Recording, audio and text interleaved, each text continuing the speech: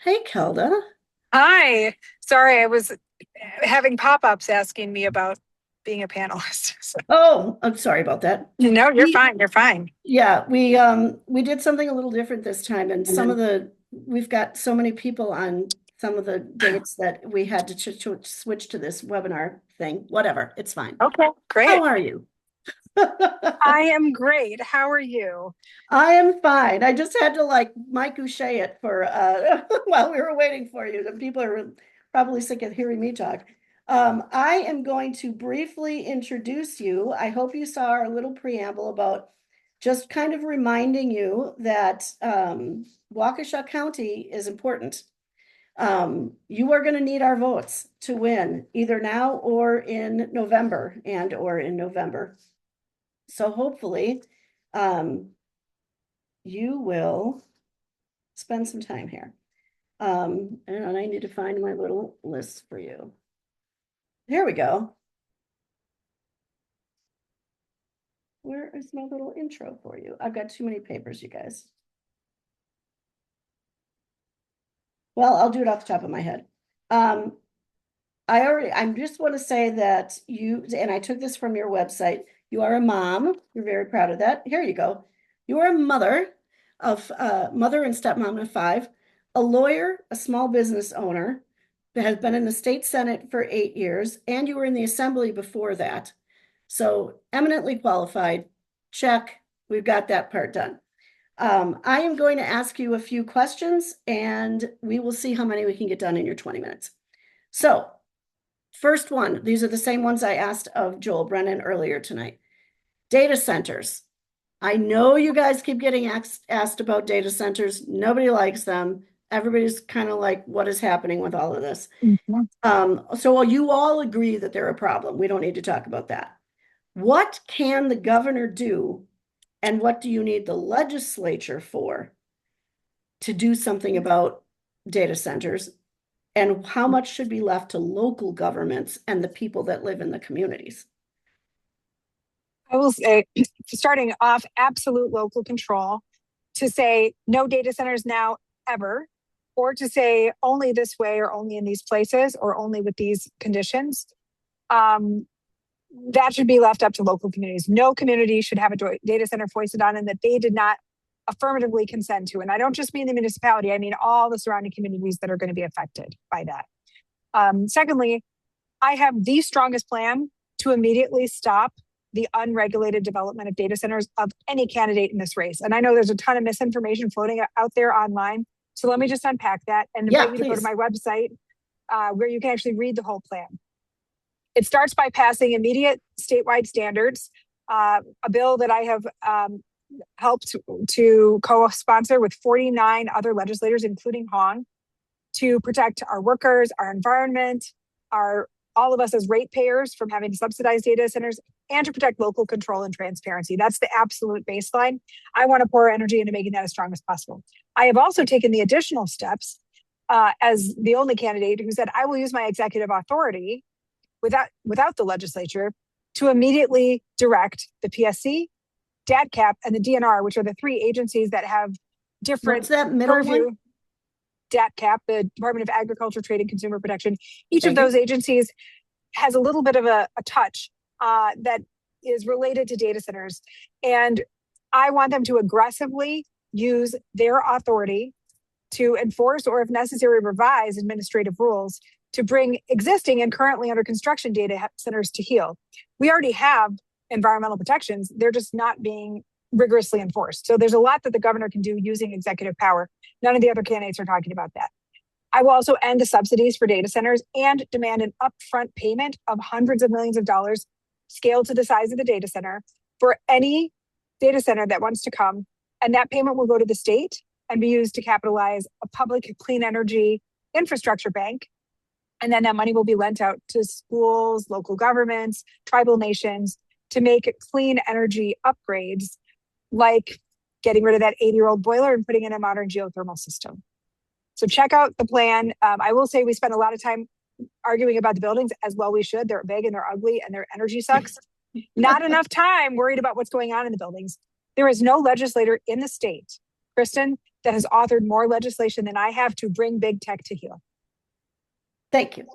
Absolutely. All right, you're going to love this one. Yeah. Speaking of bringing people to heel. Thank you for having me. I didn't get to say hello. And oh, yeah. I don't need to be reminded that Waukesha County is important. I've knocked Good. doors in Waukesha County in every election cycle for probably 20 years. So we're trying to cram as many questions as we can into 20 minutes. So I love this one. I'm going to read it exactly as the woman wrote it. I'm surprised to not hear about private equity takeovers. They're taking over waste management companies that serve public communities, nursing homes, veterinarians, dental and medical practices, single-family homes, apartment buildings, so very much. How does this contribute to inflation? And how can we incentivize not to sell to these vultures? Well, we can pass laws prohibiting it. And in fact, Tom Timoney skipped the bill that would have helped protect housing from being sold off to private Did equity. he really? Yeah, he skipped the vote on the big bipartisan housing bill that they actually, Trump was trying to refuse to sign. So Tom Timoney doesn't care about our high prices. It absolutely contributes to inflation because really what this is about is big money and power controlling the market. And it is like the Gilded Age on crack. That is what monopolies do, but they don't just hurt us on the price side and on the availability and on the quality side. They also hurt us on the wage suppression side. One of the other things I've done is I'm the lead author of the living wage bill to raise the minimum wage from $15 to $20 or to immediately $15 with a path to $20 an hour, because we have seen big corporations engage in suppression and in price fixing. A lot of it facilitated by things like algorithmic software. So I'm on top of all of those things. Good. One quick challenge question. This is something that is on your website, and it's not a secret, but I have questions. On your website, it says, Kelda has a plan to bring the private voucher scheme to a responsible end without disrupting the education of Milwaukee and Racine children. So my question is, what is that plan? And can you get votes in the legislature to do it? And will it withstand inevitable lawsuits? Yes, and yes to the last two questions. We actually just released the details of my plan this morning, but I've been talking about it on the campaign trail I've actually been talking about it for years. Step one is transparency, accountability, and non-discrimination. Put simply, if you take $1 of public money, you follow the same rules as public schools. No corporate punishment. Teachers are licensed. Can't discriminate against kids. Can't fire a teacher because she's pregnant and unmarried. That's done. Step two deals with every place that isn't Milwaukee and Racine. The vast majority of those kids were already in private school. So at the beginning of the next school year and the next budget, I'm talking about 2027, after I'm elected, we end the expansion. Those kids can stay in private school at their parents' expense like they were before, or they could, of course, are welcome to go to a public school of their choosing. Milwaukee and Racine are different. Those programs have been in existence much longer. And so any student that is currently enrolled in a Milwaukee or Racine voucher program, and remember, those schools are now going to have to meet those strong standards, right? Just like public schools. Mm-hmm. They can continue their education until they're complete, and their siblings will also be able to go. But over time, like grandfathered in, if you're already grandfathered in, that's the perfect word for it. And so that will naturally, over time, there will be attrition, and the number of kids in those schools will decline as we increase the quality and the capacity of the public schools in those communities, which is very, very important to me. This is not about anti-voucher. This is about being pro-public schools and making sure that every kid gets a great public education, regardless of who they are or where they're from. We have seen the voucher programs provide no better outcomes for young people. And in many cases, they're actually far worse, even though they're cherry picking their students.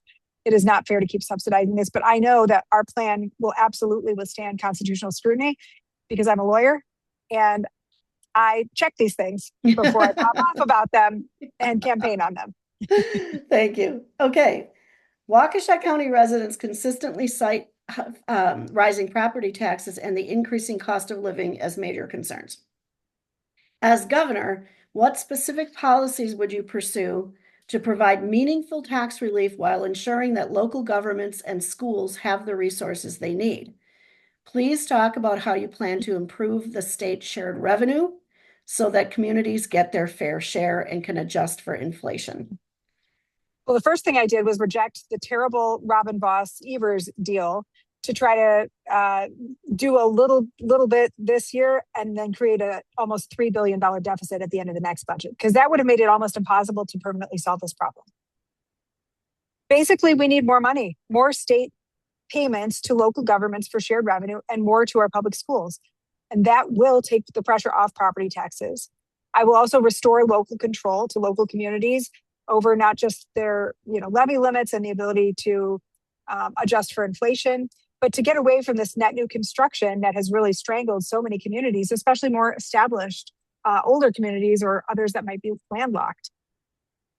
We have to also fix the funding formulas, both for shared revenue and for public schools, because they are really deeply inequitable. And by the way, also funding local government services and public schools by property taxes is de facto inequitable. It just leads to really unequal outcomes, and it makes it hard to fiscally plan. So fixing the funding formula, putting more state money in, but at the end of the day, we got to end the private voucher scheme too. And when people say, well, we don't have money, we don't have enough money for schools or local governments, of course we do. We're already paying it. We're just paying it unfairly via property taxes. And remember how much money we are giving in tax breaks to data centers, $2 billion. Remember how much goes out the door every year for the manufacturing and ag tax credit, about $500 million. Remember how much millionaires and billionaires have been able to get away for the last 15 years without paying their fair share of state income tax. We used to have a progressive system. The Republicans just lopped off the top end part of it. We absolutely have the money to meet the needs of every resident of this state. We are just making the wrong political choices. And as governor, I am prepared to use power and political muscle to make the changes that we need so that every community has what they need to thrive. Let me see if this question in the chat is an actual question. Well, I'll say it anyway. This person says, I have worked in public schools my whole career and I love public education. Aside from all the other legitimate problems with the voucher system, I have a visceral reaction to my tax dollars supporting religious schools. That is actually a really good point, and I do not understand how this is legal. You're a lawyer, maybe you do, but yeah, that is I also don't understand how we have an authoritarian in the White House, because that's supposed to be illegal. I don't understand how we have an occupying ICE agents posing as if they're legitimate federal agents. And this is why I've gone back again and again to legal accountability and the rule of law. One of the most important things I'm going to do as governor is hold every member of the Trump administration legally accountable for their crimes under state law. And I'm going to make it easier to sue when our civil rights are violated. It isn't basically there was a bad Supreme Court decision that said, well, as long as they're not proselytizing with the dollars, as long as they're not using tax money and they're just doing it for public education or for education, then it's okay. And it was a conservative court.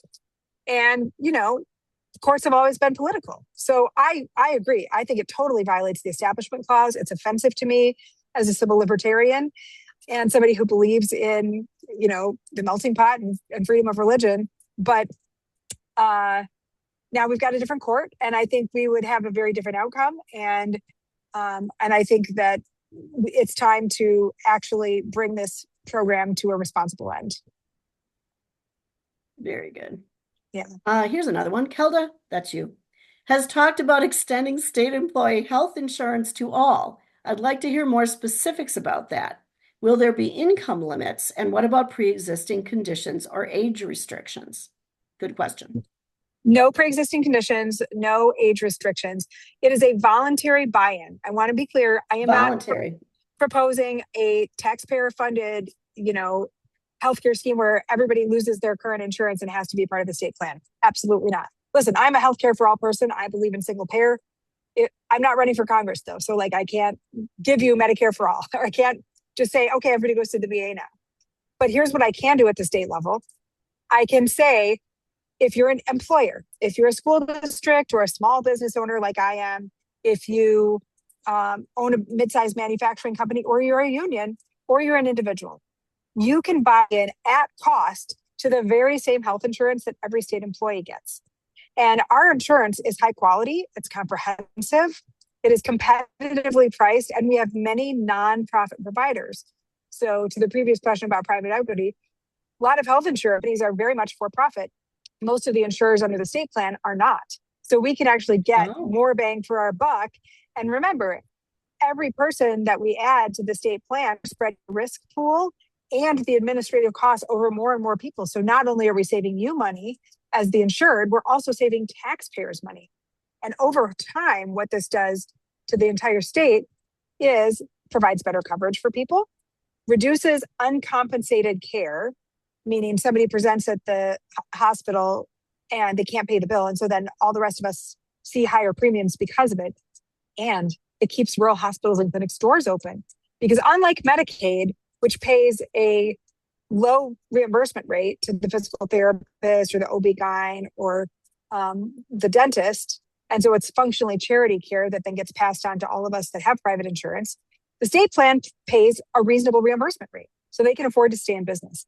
So my plan is the cheapest, fastest, and most equitable way to get us closer towards universal coverage. It's also politically feasible. It is Trump proof. None of my opponents have anything like this. Their healthcare plans are basically expand Medicaid, which I fought for 15 years. It was a great idea. We didn't do it. And Trump and Tom Tiffany took that off the table for us. That's the true. awful, bitter truth. They took it off the table in last year's big, ugly bill. I don't think we should still be campaigning on something that is not feasible for us to do. We need a different plan. And it would have been very easy for me to just say, oh, yeah, let's just expand Medicaid and pretend like that was still an option. But I think that if you tell voters that you're going to do something and then you don't deliver for them, then they're going to obviously throw you out of power. So my plan is different, and it's Trump proof. We only have a couple minutes. I just have one quick question at the end that's kind of fun. But to continue with what you just said, what if you win, we take the Senate, but the Assembly is still in Republican hands? Can you still get that through? Yes, I think I can. I think the Republicans are feeling enormous pressure on things like data centers and healthcare costs and public education. And my plan is, first of all, if I'm the nominee, I do think that gives us our best chance of flipping the Assembly. Republicans are making a $19 million bet that they can win a Republican trifecta if Fran Hong is at the top of the ticket. That's how much they've poured into her campaign, helping her win the primary and the legislative committees for Republicans. $19 million. I think I give us our best chance of flipping that Assembly and that Senate. But even if we don't, I have worked in that environment before. I have gotten things done. In fact, I helped pass the very first pro-choice legislation in 30 years in Wisconsin. This was 20 years ago, through an anti-choice Republican-controlled assembly. So I'm confident I can. If that's the case, I will stuff everything into the budget like a Thanksgiving turkey, and we'll get that passed. And I'll try to buy off the one or two Republican votes that I need with more road aids or whatever is needed. That was a joke. She didn't mean literally cash buy it. Of course, no, obviously not. Whatever. We don't have rule of law anymore. Remember, we got just outright rules only for Democrats. But if I'm not able to do that, then I will not hesitate to use my power of appointment and to find some of those Republicans a very nice mid-level job in a state agency somewhere where they can do no harm. And then I'll have 10 weeks or so of a working Democratic majority where we can get whatever we need through until the special election to fill those seats are held. When I talk about using power to get things done, that's what I'm talking about. That's interesting. Yeah, I'm not confused about this being our best chance. All right, we are at time. I'm going to ask you one last question. Okay. What is your favorite place in Waukesha County? My favorite place in Waukesha County? That's a great question. I mean, I will say downtown Waukesha, just because I love Main Streets. I love these old retail corridors. And as a small business owner, when I walk down these beautiful historic Main Streets with these old buildings that have, these awesome local businesses in it, that's when I feel the happiest about our state's economic development. And some of them are businesses that benefited from my Main Street Bounce Back grants program. So it's extra special for me. Thank you very much. All right, we're at time. You have a good rest of your night. Thank you for being here. And if you win the primary, and I know you're going to say when, but if you win the primary, will you come back and see us for a much longer chat? Yes, and I will even do so before if you want. Thank Okay. you. Thank you so much. Good to see Bye. you.